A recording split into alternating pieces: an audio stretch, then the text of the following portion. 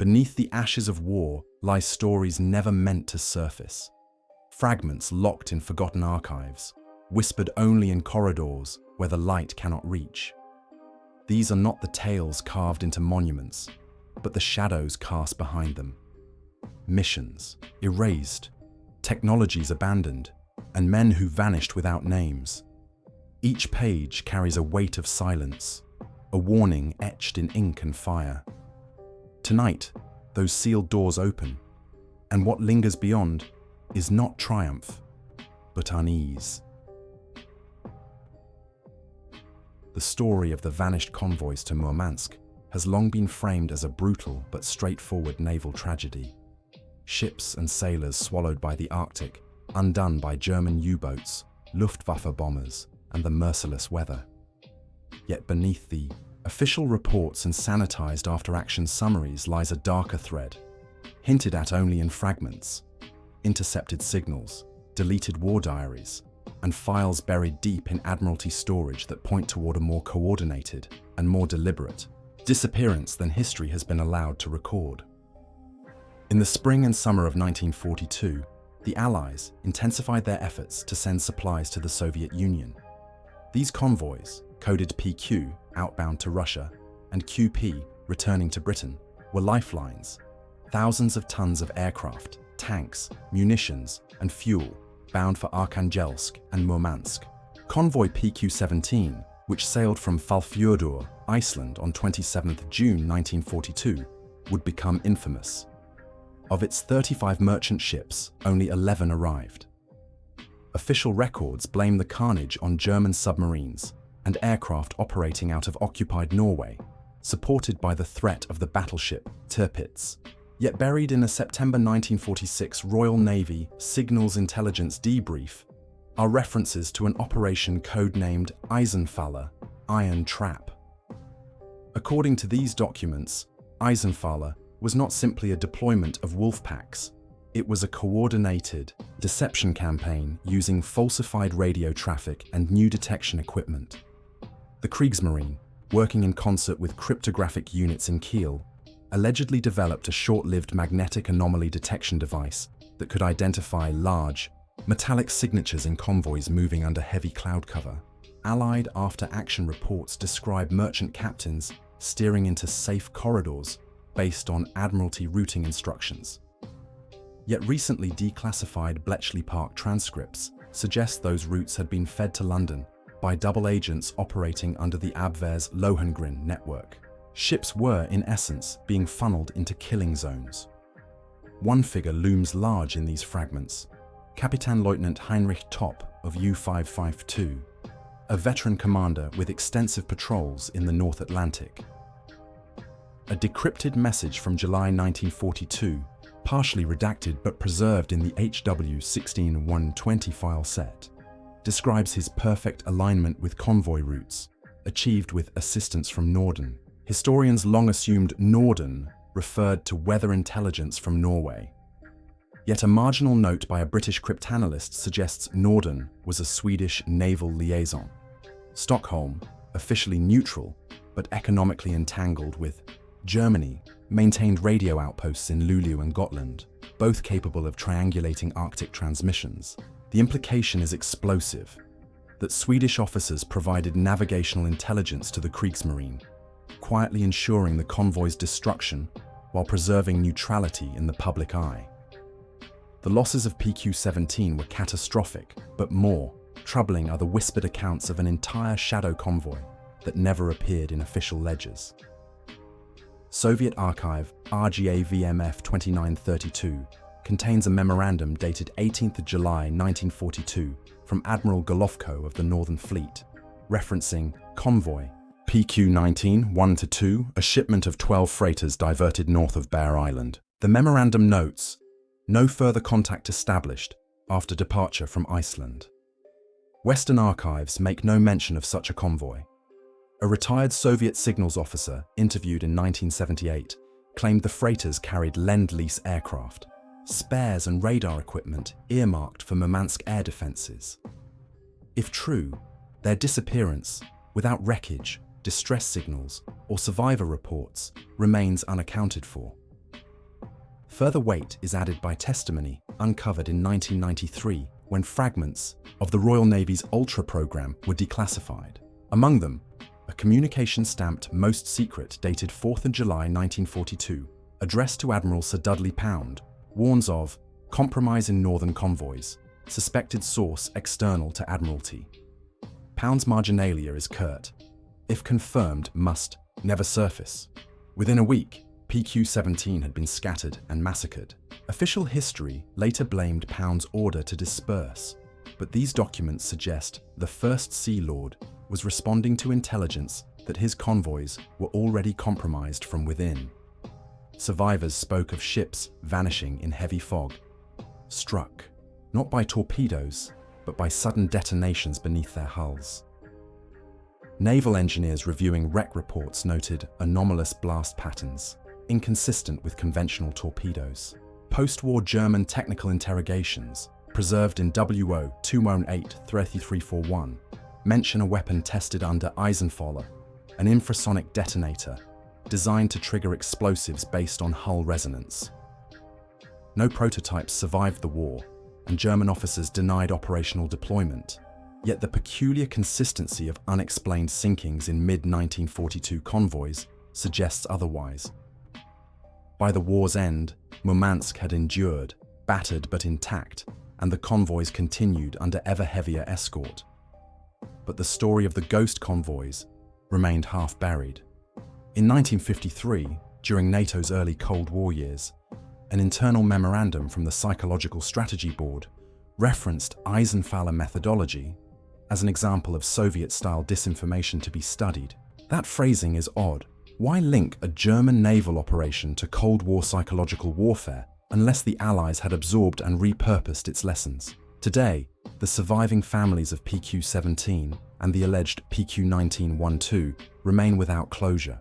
Shipwreck divers have scoured the Barents Sea, locating some vessels, but others, supposedly lost within hours of scattering, have never been found. Their absence fuels the persistent suspicion that the convoy system was not only vulnerable, but actively sabotaged by forces both external and internal. Whether Swedish intelligence facilitated Germany's hand, whether Admiralty silence was driven by political necessity, or whether an entire convoy was deliberately erased from record, the truth remains entombed in sealed files. The Arctic routes to Murmansk were always perilous, but the losses of 1942 carry a unique weight. They were not merely the byproduct of war, but the outcome of shadow operations, betrayals, and experiments written out of history. The term ghost convoys is apt, not only for the ships that never reached port, but for the silence that followed them, a silence preserved across governments, archives, and decades. Each missing vessel is less a wreck than a question, floating unresolved in the frozen waters of the Barents Sea, shielded by the deliberate omissions of those who shaped the official record. The convoy battles around Malta are remembered as some of the most desperate and punishing struggles of the Second World War.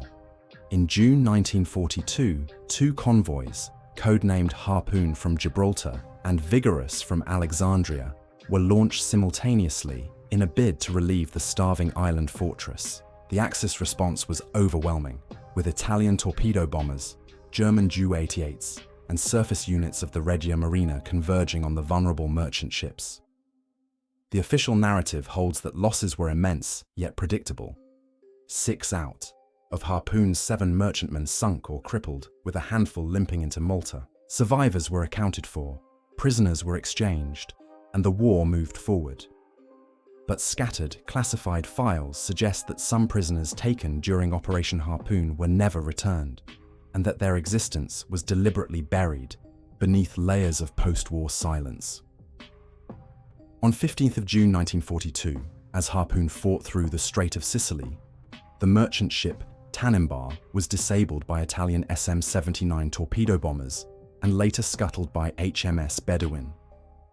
Records note that many of her crew were picked up by Allied destroyers, while others were captured by Italian units.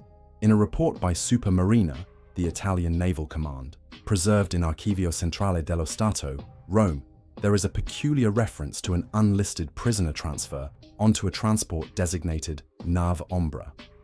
No vessel of this name appears in standard naval registers. The file, coded Riservatissimo and dated 17th June, notes that 47 prisoners, including specialists, were embarked at Trapani for Sardinian holding, yet no subsequent Red Cross lists or Allied reports acknowledge their internment.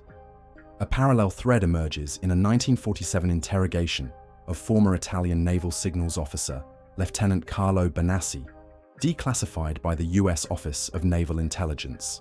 Benassi described a shadow transport that ferried select prisoners, primarily naval ratings with technical skills, to a facility inland from Oristano, Sardinia. There, under joint supervision of Italian and German Abwehr officers, the prisoners were allegedly compelled to assist in experimental work linked to chemical dispersal systems. Benassi's account, dismissed at the time as exaggerated, aligns disturbingly with fragmentary German records of Versuchsstelle Mir, a mobile naval test unit operating in Sardinia between 1942 and 1943. The lack of prisoner repatriation records is telling. The International Committee of the Red Cross maintained meticulous lists of captured Allied personnel, even when exchanges were delayed. Yet a search of ICRC files in Geneva reveals no trace of the 47 men allegedly placed aboard Nave Ombre. More troubling, British Admiralty file ADM 199-2146 contains a handwritten note dated 1951. Ombre prisoners, non-return, matter closed. No further elaboration is provided, suggesting a deliberate instruction to suppress the issue. Post-war political context provides one possible motive. By 1949, Italy had joined NATO, its naval forces reconstituted as a bulwark against Soviet influence in the Mediterranean. Public exposure of unacknowledged war crimes, especially involving British or Maltese personnel, would have imperiled that alignment. Testimonies implicating the Abwehr in chemical testing would have drawn attention to Allied use of former German scientists during the same period. Silence, it seems, was the price of cohesion. Personal accounts add a haunting dimension.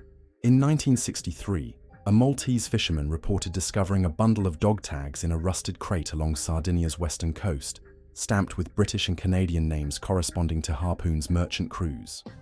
His testimony was dismissed in the local press, but archival research confirms at least 2 of those names belong to sailors listed as missing, presumed dead in Admiralty rolls. No wrecks were located in the area where the tags were found. If genuine, the discovery implies that prisoners did indeed make landfall, only to vanish thereafter. Soviet intelligence files add further complexity.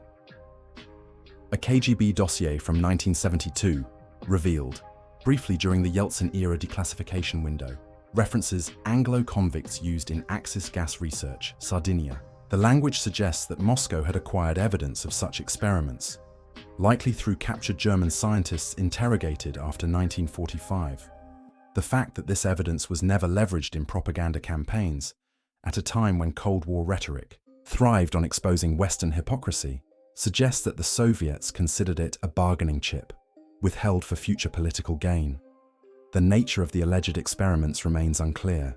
Italian documents speak obliquely of diffusion trials, while German terminology refers to Nebelstoffversuche, smoke or chemical agent trials.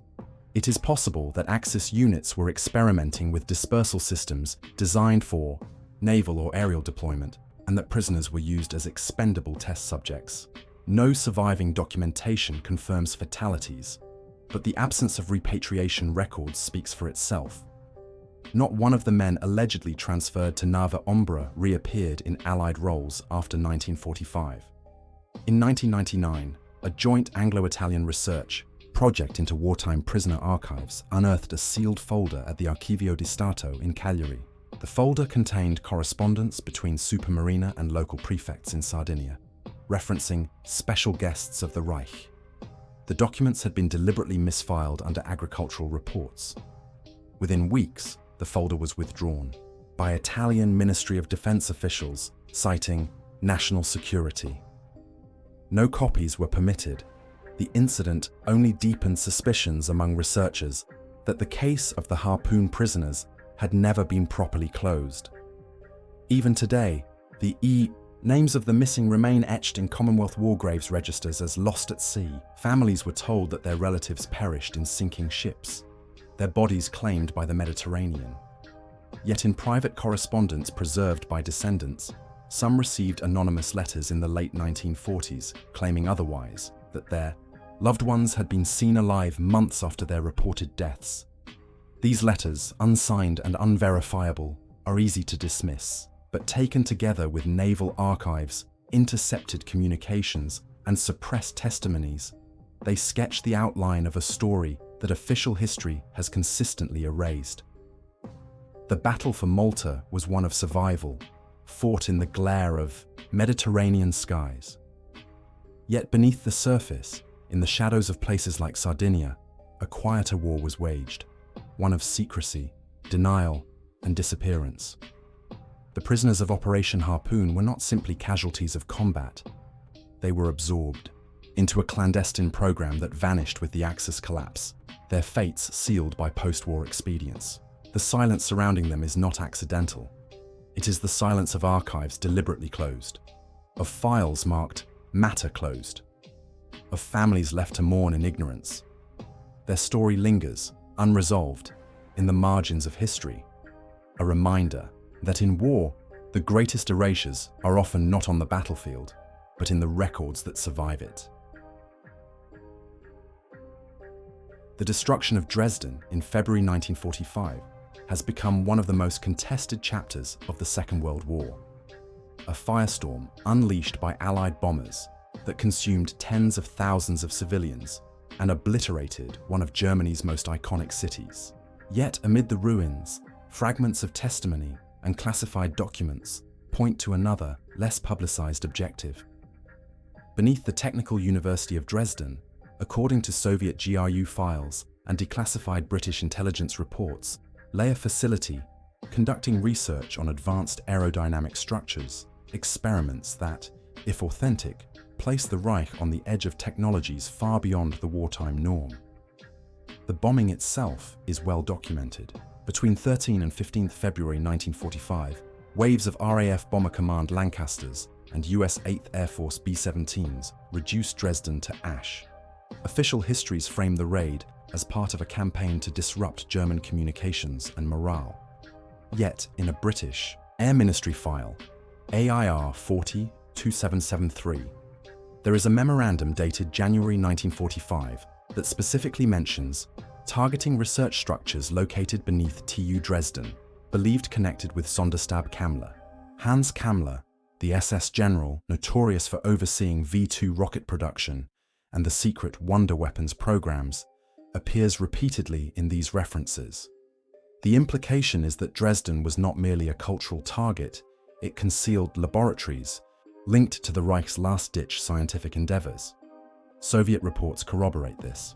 GRU archive entry, number 12445, partially released in the 1990s, describes Red Army engineers uncovering collapsed tunnels near the Technical University. Within them were what the report calls aerodynamic shells of unusual contour.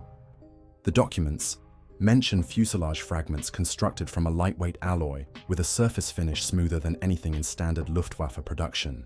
These were allegedly removed under NKVD supervision and shipped east. Curiously, the same report notes that by the time Soviet forces secured the area, foreign elements had already extracted select materials. The phrasing suggests that British or American special teams, precursors to post-war operations like Paperclip and Alsos, had moved in during the chaos. The name most frequently attached to these experiments is Professor Eugen Sanger, the Austrian aerospace engineer, whose Silbervogel, Silverbird spaceplane design envisioned a rocket-powered bomber skipping across the upper atmosphere. While Sanger himself was based primarily in Traun, scattered wartime documents indicate that portions of his team were relocated to Dresden in late 1944. A file in the Bundesarchiv, marked as part of the Jägerstab program, includes correspondence between Sanger's assistants and Kammler's SS staff referencing material trials in Saxony. The timing coincides with the expansion of underground facilities in Dresden, many of which were never fully mapped after the war. What exactly was being tested? Surviving fragments suggest attempts to fabricate fuselage sections capable of withstanding both supersonic airflow and extreme thermal stress. Metallurgical analysis of recovered alloys, reported in a 1994 Dresden Municipal Archaeological Survey, revealed an aluminum-magnesium composition containing trace elements of titanium. Wartime Germany had only limited access to titanium, making such material highly unusual. The report was quickly withdrawn after publication, with local authorities citing misclassification of industrial scrap, but independent metallurgists who examined the fragments concluded they bore machining marks consistent with aerospace applications rather than conventional aircraft manufacturing. Eyewitness accounts deepen the mystery. Survivors of the bombing, interviewed in the 1950s by East German authorities, recalled guarded convoys entering the Technical University complex in late 1944. One witness, a former janitor, described sealed crates the size of wings being lowered into sub-basements under SS supervision. Another spoke of scientists wearing civilian clothes but escorted by Waffen-SS guards. Their testimony was archived under Stasi reference 5th Harpoon 43-7 and not released until after 1989. These accounts align with Western intelligence intercepts. A US Army Signal Corps decrypt dated December 1944 references urgent shipment of test modules to Dresden from Wiener Neustadt. The official Allied post-war stance was silence. The Dresden bombing was justified in terms of strategic necessity, its scale explained by military logistics and weather conditions. Yet declassified British cabinet minutes from March 1945 reveal unease among ministers about collateral objectives in Dresden. One particularly stark note reads, "Ensure no mention of recovered research material enters public discourse." This aligns with the broader Allied practice of appropriating German technology in secret, while presenting the raids as purely military in motive. By the Cold War, Dresden's ruins became a symbol of civilian suffering. The possibility that it also concealed advanced research remained buried beneath propaganda. However, in 1962, a US Air Force technical evaluation, filed under the Wright-Patterson Air Force Base archives, mentions preliminary aerodynamic data originating from Dresden capture. The file, partially redacted, connects these data to early work on high-temperature alloys for the X-15 rocket plane program. Though no explicit reference to Sanger is made, the chain of custody suggests knowledge transfers far earlier than officially acknowledged. Why the secrecy? The answer lies partly in the rivalry between allies. If the Soviets had recovered Sanger's prototypes, the West could not afford public admission. Conversely, if Anglo-American forces had removed key materials before Soviet arrival, acknowledging it would have jeopardized fragile wartime alliances. Thus, Dresden became a convenient cover. Its annihilation explained any absence, any gap, any silence. Whatever was taken, whether fragments of a spaceplane, advanced alloys, or mere prototypes, was shielded by the inferno that consumed the city. The final clue resides in a 1978 oral history with a retired Soviet engineer, Viktor Alexeyev, who claimed to have examined the Dresden fragments in a Moscow facility. According to Alexeyev, the shape suggested lifting bodies designed for atmospheric re-entry, though incomplete and crude. He believed they were prototypes for long-range bombing platforms, too ambitious for wartime realization, but invaluable as foundations for post-war aerospace research. His account, dismissed at the time as speculative, resonates eerily with Western advancements in hypersonic testing 2 decades later. Today, Dresden is remembered primarily as a city of loss, a cultural jewel reduced to rubble in the twilight of war. Yet within its ruins, the possibility lingers that the firestorm was not only an act of military destruction, but also a smokescreen for one of the war's most audacious seizures of technology. The truth is obscured by rubble, politics, and time. What remains are fragments, alloy shards, intercepted cables, suppressed testimonies. Enough to suggest that the Third Reich's reach into aerospace was closer to realization than acknowledged, and that Dresden was chosen not only as a target of war, but as a vault of secrets that could not be left to the enemy. The Siege of Leningrad, lasting from September 1941 to January 1944, remains one of the most harrowing ordeals of the Second World War. Over 1 million civilians perished as German and Finnish forces encircled the city, choking off supplies. The road of life across the frozen surface of Lake Ladoga became Leningrad's only tenuous link to the outside world. It was here, in January 1943, that an entire Soviet battalion vanished without trace, an episode quietly erased from Red Army records yet preserved in scattered testimonies, intercepted communications, and classified engineering reports. The mystery of the missing men remains one of the siege's least acknowledged tragedies. Official Soviet records mention the deployment of the 123rd Rifle Division during Operation Iskra, the January 1943 offensive designed to break the blockade. According to divisional logs, a battalion-strength detachment, approximately 500 men, was ordered to cross the frozen expanse of Lake Ladoga on the night of 17th of January.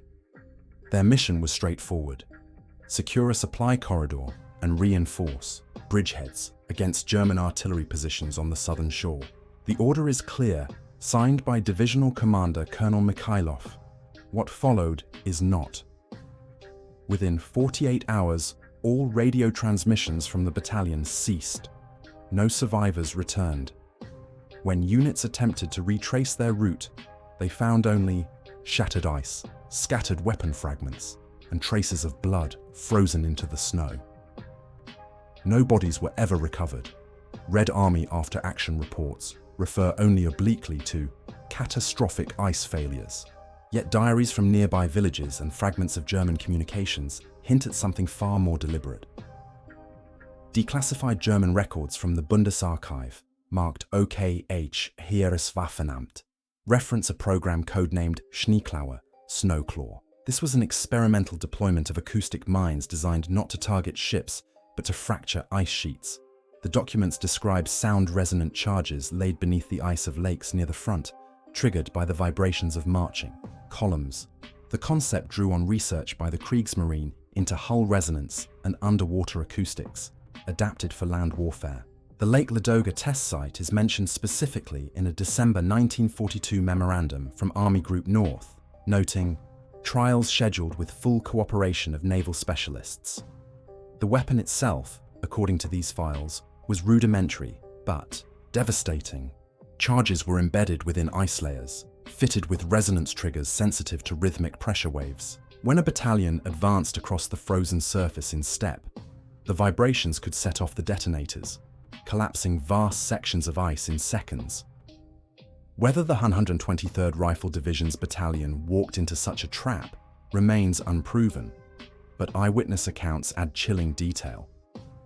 In 1956, a Soviet villager named Pavel Ignatiev gave a statement to local authorities, preserved in KGB Archive 12 to 6456, describing unnatural thunder rolling across the lake on that January night, followed by what he called a cracking roar, like the ground itself breaking. Ignatiev recalled that the ice continued to fracture in waves long after the initial blast, carrying firelight and shouts into the darkness.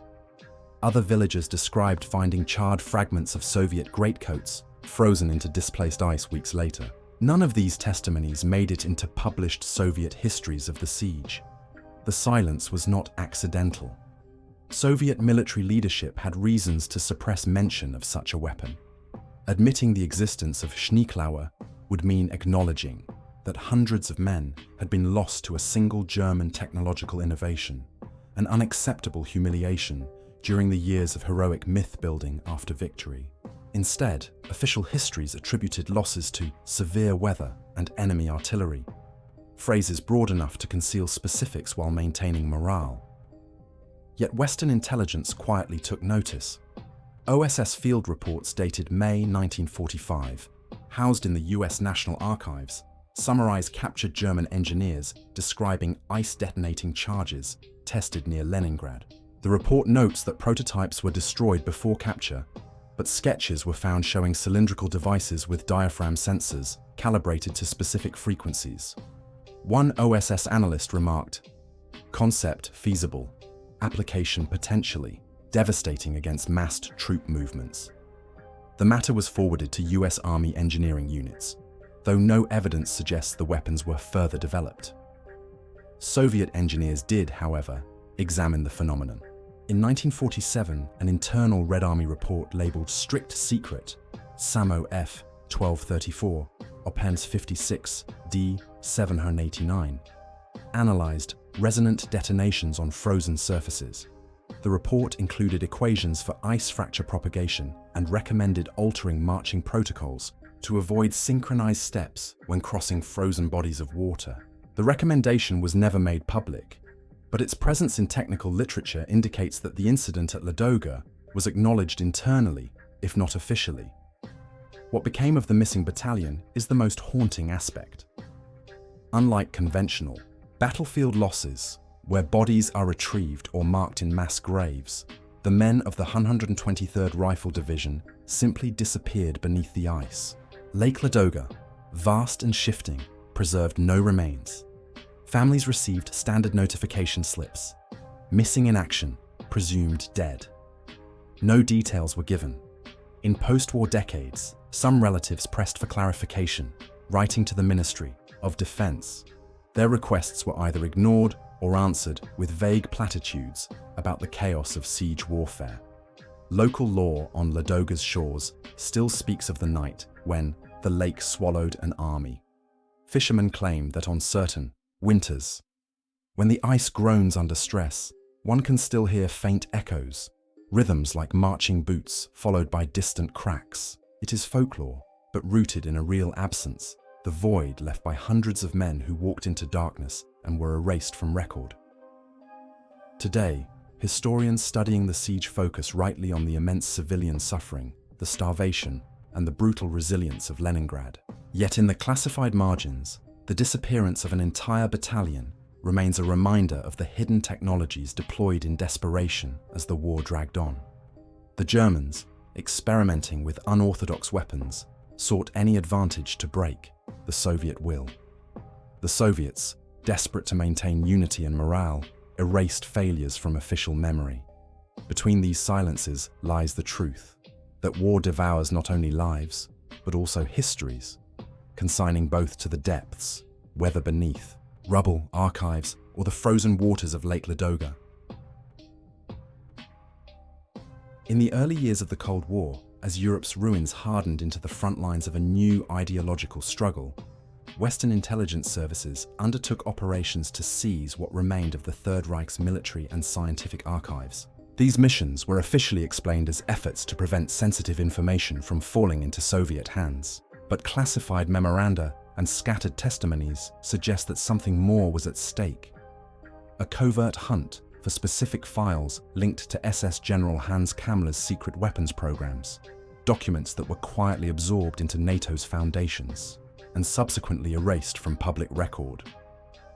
The precedent was set in 1945 when Allied units designated as T-forces fanned out across Germany in the wake of advancing armies. Their task was to secure technical research, weapons prototypes, and high-value scientists before the Soviets could claim them. The mission was largely successful. Much of Germany's rocket expertise ended up in American hands under Operation Paperclip. But lesser known is the fact that in 1951, similar units were reactivated under the umbrella of NATO's nascent intelligence apparatus. A declassified British War Office file, WO-208-5467, outlines the establishment of field collection teams in occupied West Germany, tasked with locating residual SS and Wehrmacht documentation of strategic relevance. One of the most enigmatic finds was reported near Kassel in Hesse. A cache discovered in a sealed mine shaft contained files marked Sonderstab Kammler, the special staff created by Hans Kammler to oversee the Reich's most secret construction projects. According to an internal US Army report, partially released under the Freedom of Information Act in 1998, The documents included blueprints and memoranda referencing subterranean weapons depots, long-range missile development, and experimental energy sources. The report notes that many of the documents were extracted for further exploitation and never returned to German archives. The shaft itself was later collapsed under US Army engineering supervision, leaving no physical trace. The suppression of these materials is evident in the way they were reclassified. In NATO's Psychological Strategy Board minutes from 1952, reference is made to Special German Technical Archives, Kassel-Set, recoded under Industrial Reconstruction Studies. By rebranding them as economic planning documents, officials ensured that their true nature remained obscured. Historians poring over declassified NATO files often find whole sections missing, replaced by innocuous reports on coal output or factory reconstruction, documents that bear the same classification codes as the missing Kamler papers. Testimonies from former T-Force veterans shed further light. In 1967, a retired British officer, Major Kenneth Ainsworth, gave an off-record interview later transcribed in the Imperial War Museum's private papers collection.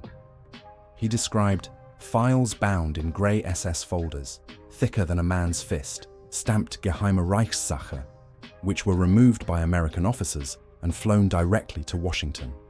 Ainsworth recalled heated arguments between British and American teams, with the latter asserting exclusive custody on political grounds. His statement was never corroborated, but his details align with known patterns of Anglo-American rivalry over captured intelligence. The question remains, why were these files so sensitive? One possibility lies in their reference to transcontinental missile platforms. A US Army Ordnance Summary from 1946, rediscovered in 2001, mentions Project America, a long-range ballistic missile concept capable of striking the United States. While most historians treat such projects as speculative, the Kassel cache allegedly contained schematics for launch sites designed to be constructed deep underground, shielded from bombing raids. Whether these designs were feasible or simply aspirational, their existence would have been invaluable to Cold War strategists seeking to anticipate Soviet missile development. Another thread involves the erasure of war crimes. Kamler's staff was deeply implicated in the use of concentration camp labor for weapons construction. If the Kassel files contained detailed records of forced labor or camp-related deaths, their suppression would have served a dual purpose, concealing atrocities while preserving technical data. This possibility is supported by a 1954 CIA memorandum noting sensitive overlap between SS engineering projects and post-war industrial collaborations. The document, heavily redacted, concludes with the phrase, "Further exposure would compromise alliance integrity." By the 1970s, the story of NATO's hidden archives had almost faded into obscurity, yet a chance discovery revived it. In 1976, German miners digging near Kassel uncovered a rusted metal container containing several brittle folders stamped with SS insignia. Local police seized the documents, but within 48 hours they were removed by Bundeswehr intelligence officers. The miners later reported that they had been threatened with prosecution for possessing classified materials of the Federal Republic. No trace of the folders remains in public record. The incident fueled speculation that remnants of the Kamler archive had resurfaced, only to be suppressed once more. Soviet intelligence was not blind to these activities. KGB archives released briefly in the 1990s contain reports alleging that NATO had absorbed entire Kamler dossiers into its planning structures. One report, authored in 1953, claims that Western powers were recycling fascist technologies under democratic labels. While Soviet propaganda was often hyperbolic, the phrasing suggests that Moscow was aware of Western exploitation of Nazi science, and that the secrecy surrounding the files was at least partly a response to Soviet scrutiny. The enduring mystery is Kamler himself. Officially, he died in May 1945, either by suicide or execution by his own men. Yet conflicting testimonies suggest he may have been taken into Allied custody. If true, the files recovered in Kassel might have included not only technical data, but direct correspondence from Kamler, outlining projects never admitted at Nuremberg. The absence of his name from post-war tribunals, despite his central role in the Reich's weapons programs, speaks volumes about the priorities of victors who sought technology over accountability. Today, NATO's archives contain thousands of linear feet of Cold War records, much of them still classified. Researchers who probe the early 1950s consistently encounter gaps. Files listed in catalogues but marked destroyed or transferred. The Castle cache, the Sonderstab Kammler files, the very existence of a NATO-led document hunt, all remain officially denied. Yet the pattern of suppression is unmistakable. What was taken in those chaotic post-war years was not merely intelligence, it was the raw material from which the architecture of Cold War strategy was built. The hunt for Nazi files was presented as a defensive necessity, a race against Soviet acquisition. But the reality was more complex. It was also a transfer of power, a deliberate absorption of forbidden knowledge into the bloodstream of Western military planning. The missing documents are less relics of the Reich than foundations of the world that followed, a world in which the line between victor and vanquished blurred beneath the stamp of classified. In the silence of sealed vaults, the war never truly ended. It was simply repackaged, its most dangerous secrets buried under the heading of NATO security. The files close, but the silence does not end.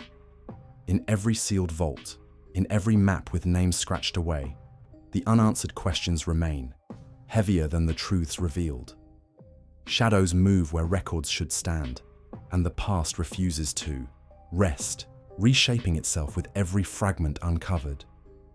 The war may be over, but its echoes are restless, waiting in the dark, like footsteps on a stairwell that should be empty, drawing closer, long after the story should be finished.